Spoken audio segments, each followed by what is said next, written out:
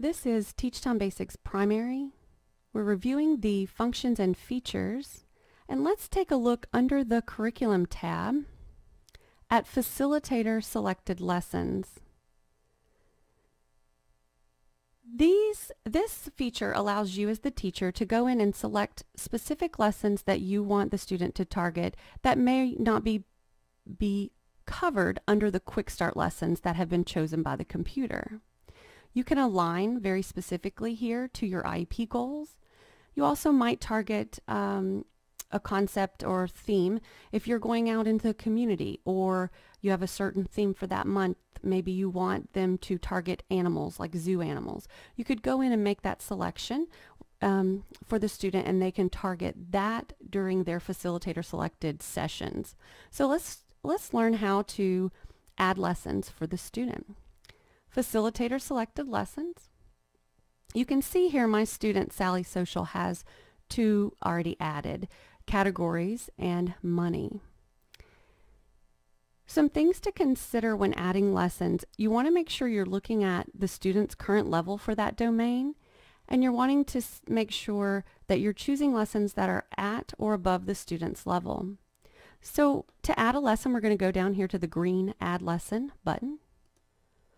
And we're going to have our search bank here, our curriculum bank. We can search for a specific topic. I'm going to just start with this page here looking at action verbs, level 1 out of 5. That is at my student's current level. It has not started yet. I can see that here in the status. So you want to be careful that you're not choosing lessons that are already in progress in Quick Start. And you want to choose lessons that are different lesson topics.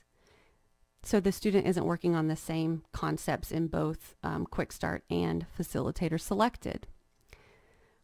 To add the lesson, you click on the green Add button.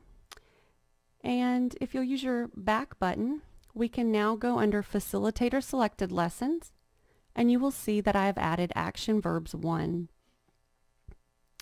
And it has not begun yet because we haven't started our session. You will also see here, I have Action Verbs 1. You want to be careful not adding Action Verbs 2, Action Verbs 3, and so on. We just want to target one topic within that same lesson. We don't need to work on multiple action verbs at the same time. We want to keep everything discrete. So you can continue to add lessons. You want to keep in mind the more lessons that you add, you may need to increase the time the student is working on Teachtown Basics throughout the day. Generally, we're looking at maybe adding 5 to 6 facilitator selected lessons, and then also working on your Quick Start lessons during the day as well. If I go back to my Curriculum tab, these are our facilitator selected lessons.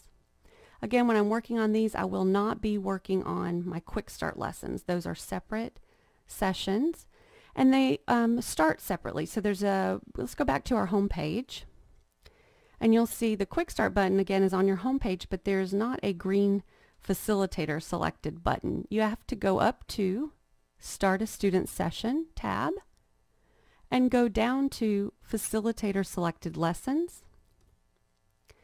Here you can choose by number of lessons or by time. If you've chosen 2 or 3 lessons for the student to work on in their Facilitator Selected Lessons, it's best to choose by number of lessons.